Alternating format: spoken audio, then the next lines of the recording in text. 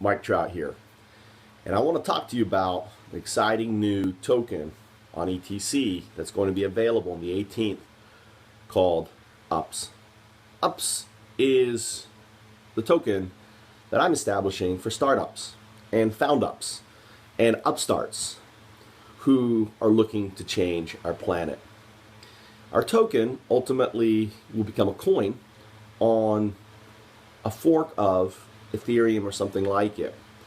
But to get going, what we're doing is offering our token for ETC or Bitcoin to offer a crowd sale for raising the funds that's going to allow us to launch FoundUps.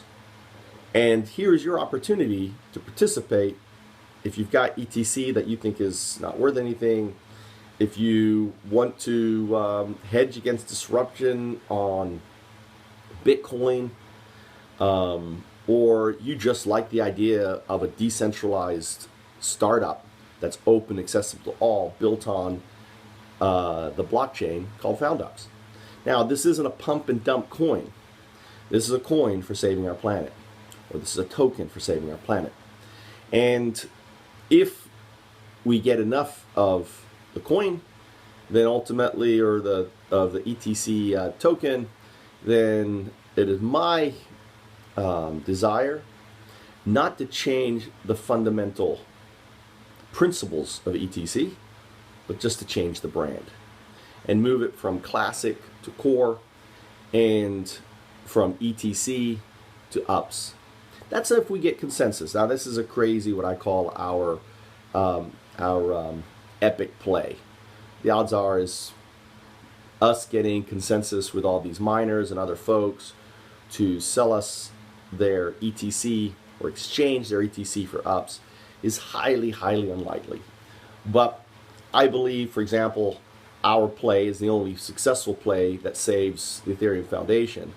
So I'm hoping that those individuals from the Ethereum Foundation who have significant amounts of ETC will exchange it for UPS and then provide me with the consensus, like establishing a new organization, like a new entity, because we have enough of the ETC to change the direction of ETC into its own vehicle. So how is UPS going to change the planet? Well, you can read a white paper that I extrapolated from something I call a soft prototype. In 2011, I built the Open Innovation Framework, or what I call Play FoundUps app, on something called Slide Rocket. Now, a soft proto basically is a prototype without a back end, or a prototype built by a non-coder to illustrate your idea to coders so then they can build the prototype. Soft proto. It's a soft prototype, right? And in the soft prototype, for example, I showed the DAO. This is 2011, all right? I showed the blockchain, even though I didn't call it that. I showed the idea of liking, following, all these different things, translating into a token, and ultimately I showed something known as the Noodle, which is an autonomous agent that runs and controls everything. Now, on the vision of a blockchain that I have is that this autonomous agent, which is really no more sophisticated than the Google algorithm with Siri, right? Think of them as kind of working together, or even the using the supercomputer, that API that you have access to now. I can't forget the name from IBM. They now have their supercomputer available. Governs everything. It becomes the gatekeeper, or not the gatekeeper, but the role of the gatekeeper is removed and added to this autonomous agent that doesn't gatekeep anything, and basically just looks at the what I call the valuation engine, which is something called FX, governing all these found ups. So You can read more in detail if you simply go to theselfishstartup.com, The Selfish Startup, because my value proposition is simple. The selfish startup business model, the ecocentric startup business model, if you want to be PC, is the fuel that drives everything. It drives growth, it drives innovation, it drives political campaigns, all the money, the new wealth that started to come about in the 1990s, right? That's when the super wealthy that Noam Chomsky talks about really started coming on their own in the 1990s. The Bill Gateses and all the folks who were the founders of these startups, the Hoff from LinkedIn, he was just an employee, right? The Dave McClure, just an employee of PayPal, not a visionary, just an employee. These guys basically became what's known as the super wealthy.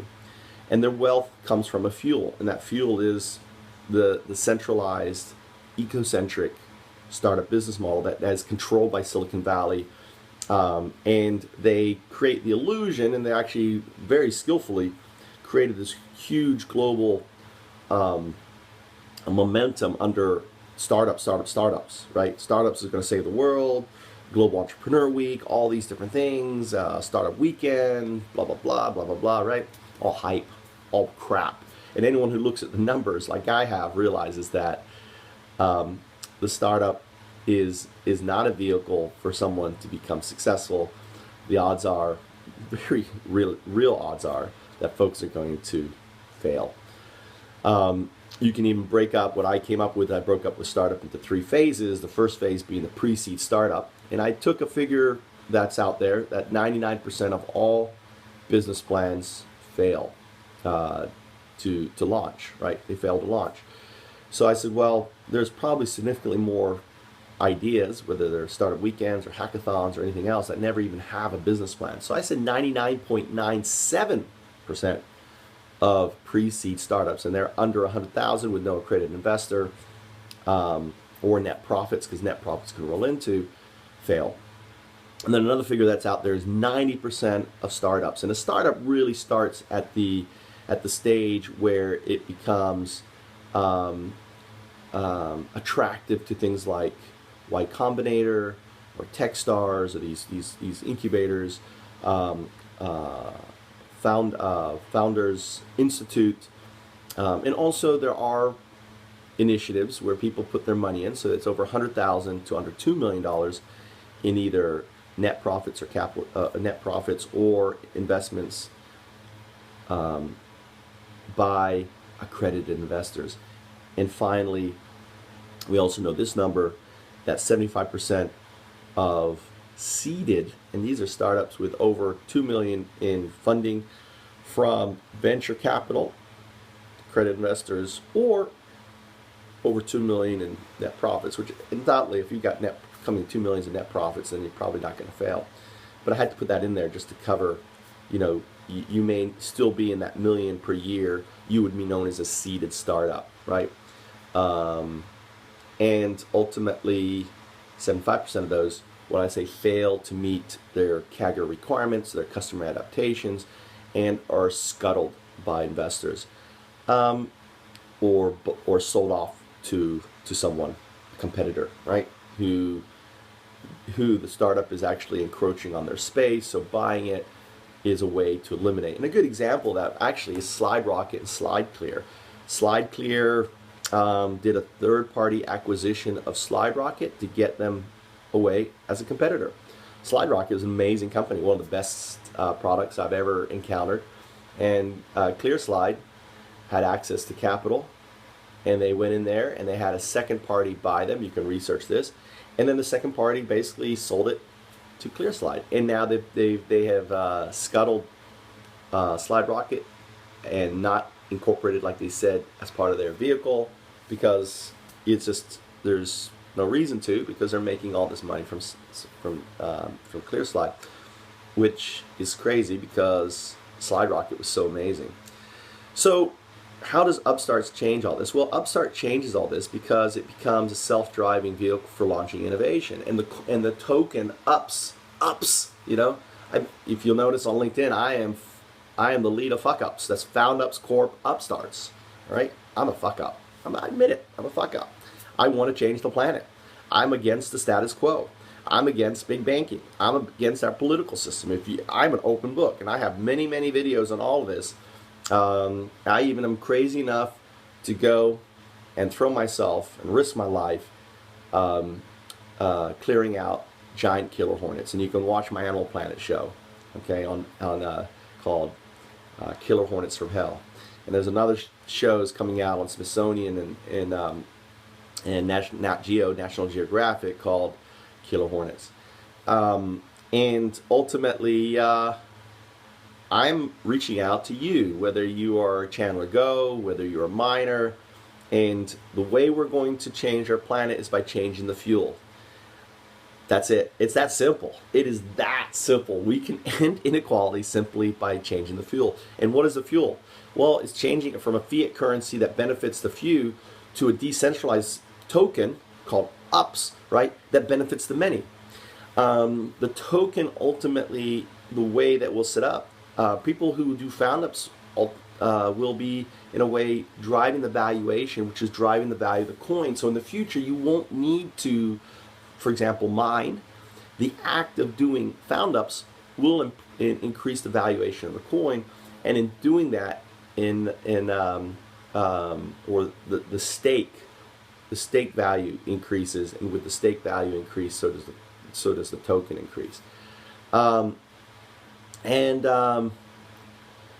What needs to happen for this all to happen is we need crowd sale, right? So number one is we do the epic play, which is we pivot ETC. The amazing play is we get enough miners and people buying our ETC with Bitcoin and everything, or giving us ETC for UPS, and that allows us to launch UPS as its own vehicle with our mining partners, who will mine initially UPS and sell us or exchange the UPS for ETC that we can then exchange for Bitcoin and other things, and pay for the development of Found Ups. The next one is we have miners who are just committed to us, and I'm working on relationships from Pakistan, India, Brazil, other folks, China. I'm headed to China to the big startup meeting to present to that group about UPS and having their support, and also the whole idea behind UnDevCon, right, or UnXXX conferences, is to push ETC, push ETC, push ETC. I'm actively buying ETC because if we have enough miners basically dedicating 5% or 10% of their mining to exchanging it or hedging against disruption by putting into UPS, then ultimately we have a cash flow for development of Found Ups, and ultimately replacing the toxic fuel with an organic fuel. The toxic fiat currency and ultimately ether, these are toxic fuels that are controlled by the 1%, with an organic fuel called UPS, which is for the benefit of our planet, which is for the benefit of the stakeholders, which are for entrepreneurs or innovators to launch their ideas on ETC. And finally, if, like I said, I'm purchasing ETC with the idea that ETC is going to have a valuation, as Chandler Go said, he's buying too. It's going to be as big a coin or token as Bitcoin. So, for example, if you have 2,000 ETC and it becomes a Bitcoin, that's $1 million, right? 2,000 ETC is going to cost you right now a little over $2,000, like nearly $3,000. So $3,000 5 years from now could be $1 million. That's kind of exciting. To me, that's one of the most exciting things. And what's going to back ETC, and why I think you should, and another reason, is UPS. UPS provides the business model, the backing, the stability potentially to ETC. So for you to invest. Now you may say, well, I don't have ETC. I don't have, Bitcoin. I don't understand all this. Well, that's a solution. Go to our Patreon page and support FoundUps there. We have $14,000 a month coming in from individuals who believe in us. 28 individuals believe in us and are investing $14,000 a month in helping us launch FoundUps. That's some valuation, right? That is some accreditation right there. So join them by simply joining FoundUps and helping us launch. So what we're going to do is basically whatever investment, we're going to give 101, right, to those individuals who are supporting us at this stage. So they're basically getting in at the Ethereum price, or actually better than that, because Ethereum is ETC to UPS. Is going to be 201 right now, but the value of ETC is about is $1.30 today. It was $1.80, about $2, right? So there's your 101. That's where I came up with that number. So those who are patrons get it at that level, right? It's that simple. My name is Mike Trout. Skype me if you have questions. Understanding the blockchain is kind of confusing. I can show you the open soft proto that I developed that inspired ETC, and I guarantee I can go through this presentation, and at the end of this presentation you're going to say, heck yeah, Mike, you really did. You really are the one who basically came up with the idea of this called an open innovation framework, and the brilliance of Vitalik and the team basically engineered how it would be launched on the blockchain. That's all they did. They engineered. Now that's brilliance, okay, because that's amazing, because I would never have been able to do that. I would have developed something more like Encarta, and they developed Wikipedia, right? And that's brilliance. And I love you guys for that. But now it's time for us to apply this framework the way I had designed it in order to change everything in our planet, to end inequality, to stop pollution, to halt climate change. These are the things that a new business model will do, because you have to understand that every one of these crises are symptoms of an endemic problem. They're symptoms of. In many respects, it's kind of like if you go to a doctor and the guy has failed kidneys, or livers, I can't remember which is with alcoholics, right? And the doctor doesn't treat or ask the question, why does this exist? And just treats the symptoms, what's going to happen? Well, the next kidneys are going to mess up. They're going to go bad, right? Or livers, or whatever it is. I think it's kidneys.